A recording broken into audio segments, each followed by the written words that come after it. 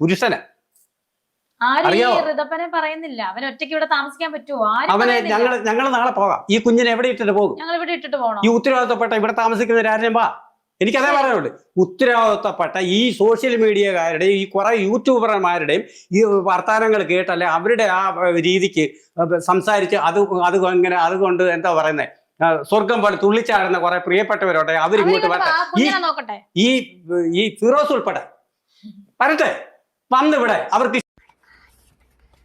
എടാ, ഇവരൊക്കെ എന്തിനു വേണ്ടിയിട്ടാണ് ഈ പ്രസവിച്ചിടുന്നതെന്ന് മനസ്സിലാവുന്നില്ല. തനിക്കൊന്നും കുട്ടികളെ നോക്കാൻ അറിയില്ല എന്നുണ്ടെങ്കിൽ പിന്നെ പ്രസവിക്കേണ്ട വല്ല ആവശ്യവും ഉണ്ടാവും? ഈ പ്രസവിച്ചാൽ മാത്രം അമ്മയാകും, അല്ലെങ്കിൽ ജന്മം നൽകിയ അച്ഛനാവും. ഇതൊക്കെ എവിടെ ഉള്ളതാ? അങ്ങനെയൊന്നും ഒരിക്കലും അച്ഛനും അമ്മയും ആവില്ല.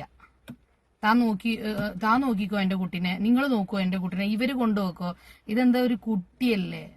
വല്ല നമ്മള് വീട്ടില് വേണ്ടാത്ത എന്തോ സാധനം നൽകുന്ന പോലെ ഉണ്ട്. നിങ്ങൾ വന്ന് നോക്കുവോ? ഇത് കടമയാണ് അതോ എന്താ ഭാരോ? സ്വന്തം കുഞ്ഞിനെയാണ് ഈ പറയുന്നത്. ഇവരൊക്കെ ഈ ഇന്റർവ്യൂ ചെയ്യുന്ന അവരെ വേണം പറയാൻ. അങ്ങനെ ഓരോ നെഗാണെന്നുണ്ടെങ്കിൽ പോലും ഇതുപോലെ ഇന്റർവ്യൂവും മറ്റു കാര്യങ്ങളും കൊടുത്തോണ്ടാണ് ഇവര് ഇതിങ്ങനെ ഈ സോഷ്യൽ മീഡിയയിൽ ഇങ്ങനെ നിറഞ്ഞു നിൽക്കുന്നത്. ഇവരെ മൈൻഡ് ആക്കാണ്ട് പൊക്കൂടെ? ഇവരെന്തോ ചെയ്തോട്ടെ. ഇവരെ വർത്താനം കേട്ടാ വിചാരിക്കും എന്താ ഇവര് വല്ല നമ്മളെ എന്താ പറയാ അതിർത്തിയിൽ പോയിട്ട് രാജ്യം കാക്കാനും വേണ്ടിയുള്ള നന്മ പ്രവൃത്തി ചെയ്യാനും വേണ്ടിയിട്ട് രാജ്യത്തിനു വേണ്ടിയിട്ട് ത്യാഗം ചെയ്യുന്ന വ്യക്തിയാണെന്ന് തോന്നും.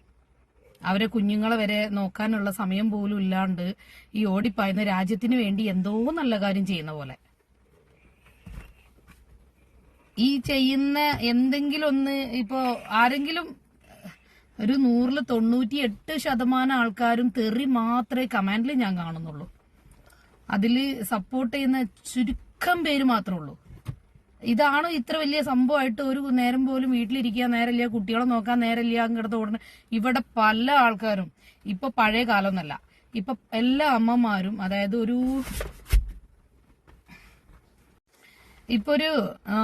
90% അമ്മമാരും ജോലിയുള്ളവരാണ്.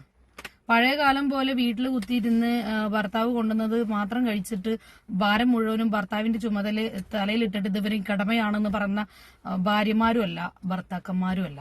എല്ലാ സ്ട്രഗിൾ ചെയ്തിട്ടാണ്. ഭാര്യ എന്ന് പറയുമ്പോൾ ഒട്ടേറെ സ്ട്രഗിൾ ചെയ്യുന്നുണ്ടാവും. കാരണം അവരൊരു വീട്ടിലെ വർക്ക് മുഴുവൻ എടുക്കുന്നുണ്ടാവും, കുഞ്ഞുങ്ങളെ നോക്കുന്നുണ്ടാവും, പുറത്ത് ജോബിന് പോകുന്നുണ്ടാവും. ഇത്രയും ഡബിൾ ടാസ്കിങ് എടുക്കുന്ന ഭാര്യമാരാണ് ഇപ്പൊ നമുക്ക് സോഷ്യൽ മീഡിയയിൽ എന്നല്ല എവിടെ നോക്കിയാലും കാണാൻ കഴിയുന്നത്. അങ്ങനെ സ്ട്രഗിൾ ചെയ്യുന്ന ഈ അമ്മമാരുടെ ഇടയിൽ നിന്നിട്ടാണ് ഈ കുന്തളിപ്പ് മുഴുവൻ കാണിക്കുന്ന ഈ രേണു സുധി എന്ന് പറയുന്നില്ല, രേണു തങ്കച്ചൻ പറയുന്നത് എന്റെ കുട്ടിയോളം നോക്കാൻ ഈ പറയുന്നവര് വരട്ടേന്ന്. ഈ പറയുന്നവര് വരട്ടെ വെച്ചാല് താൻ ഇവിടെ കൂത്താട്ടം കാണിച്ചിട്ടല്ല എല്ലാരും പറയുന്നത്. പിന്നെ തന്റെ കുട്ടിയോളം നോക്കിയിട്ട് തന്റെ കൂത്താട്ടം കൂടി കാണണം എന്നാണോ പറഞ്ഞത്? എന്തുവാടേ ഇതിനൊന്നും വെയ്യാന്നുണ്ടെങ്കിൽ പിന്നെ ഈ പണിക്ക് നിക്കണായിരുന്നോ? വല്ല മഠത്തിലും പോയി ചേർന്നാ പോരായിരുന്നോ? ഇത് പൊതുവെ എല്ലാ ക്വസ്റ്റ്യൻസിനും ഉള്ളൊരു ഇതാണ്. അവസാനം ഇന്റർവ്യൂ എല്ലാം ചെയ്യും, അവസാനം ഞങ്ങളെ കടപ്പുറയിലേക്ക് ആയിരിക്കും നിങ്ങളെ ക്വസ്റ്റ്യൻസിന്റെ ആൻസർ. ചോദിക്കുന്ന ആവശ്യം ഇപ്പൊ ആഷി ബൈസെക്ഷൽ ആണെങ്കിൽ ആഷി എന്തായാലും ഞാൻ അറിഞ്ഞാൽ പോരെ? വേറെ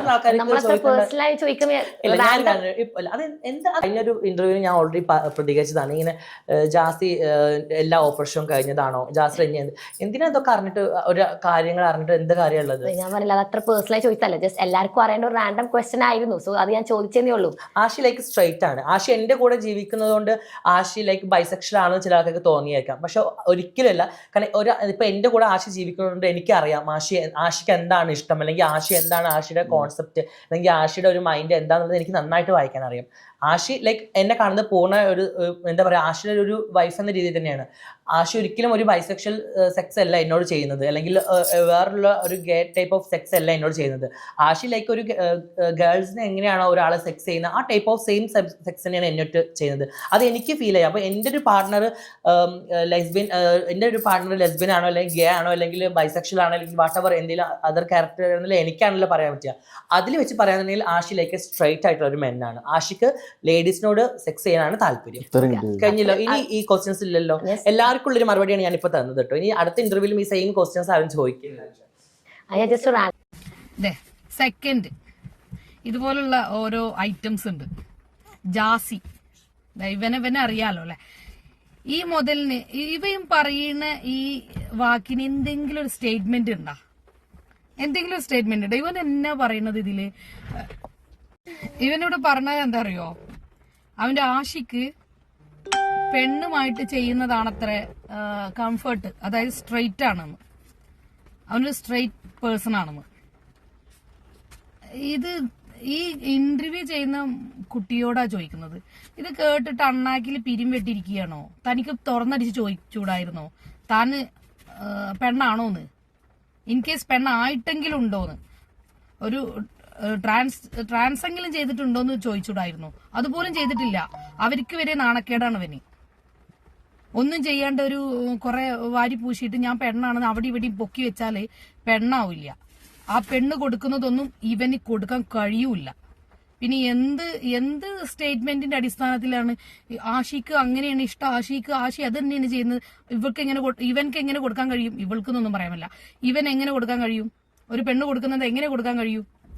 എന്തെങ്കിലുമൊക്കെ വിളിച്ചു പറയണം. അതൊക്കെ പ്രോത്സാഹിപ്പിച്ച് വിടാൻ കുറെ ഇന്റർവ്യൂ ഇവർക്കൊക്കെ വേണ്ടിയിട്ടൊക്കെ എന്നാത്തിന് വേണ്ടിയിട്ടാണ് ഈ ഇന്റർവ്യൂ വെക്കുന്നത്? ഇങ്ങനെയൊക്കെ ഇന്റർവ്യൂ ചെയ്യുന്നതുകൊണ്ടല്ലേ ഇതിങ്ങനെ ട്രോളാന് വേണ്ടിയിട്ടാണെങ്കിൽ പോലും, നെഗറ്റീവ് അടിക്കാൻ വേണ്ടിയിട്ടാണെങ്കിൽ പോലും ഇവരിങ്ങനെ ഇതിൽ വളർത്തിക്കൊണ്ടിരുന്നത്. ഇതിപ്പോ നമ്മളെ യൂട്യൂബിലും ഇൻസ്റ്റയിലും FBയിലും ഒക്കെ ഒരാള് നെഗറ്റീവ് പറയുകയാണെങ്കിലും വ്യൂസ് വേണം. അതാണ് ഇപ്പൊ എന്തുണ്ടായ അറിയോ?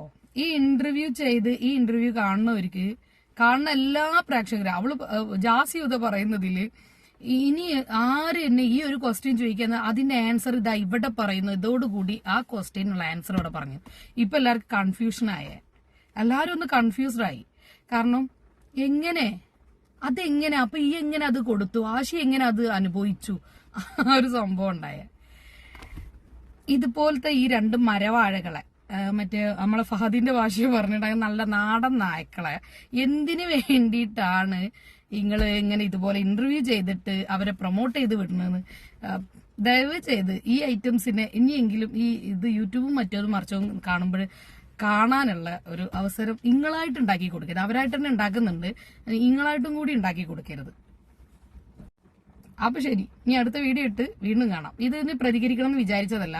പക്ഷെ ഈ രണ്ടെണ്ണം ഒരു കുഞ്ഞിനെ പറ്റിയിട്ട് ഇങ്ങനെ പുറംകാലൊരു തട്ടണ സംസാരം കേട്ടപ്പോഴും ഈ ഒരു സ്റ്റേറ്റ്മെന്റില്ല, ഒരു അടിസ്ഥാനവും ഇല്ലാത്ത ആഷിയുടെ വർത്താനം കൂടി കേട്ടപ്പോ, ജാസിന്റെ വർത്താനം കൂടി കേട്ടപ്പോഴേ ഇതിനെന്തേലും പറയണമെന്ന് തോന്നി, അതുകൊണ്ട് പറഞ്ഞതാണ്. അപ്പൊ ഓക്കെ, ഇനി ഞാൻ പറഞ്ഞതിൽ വല്ല തെറ്റും ഉണ്ടെന്നുണ്ടെങ്കിൽ കമന്റ് ഞാൻ വെയിറ്റ് ചെയ്യാം.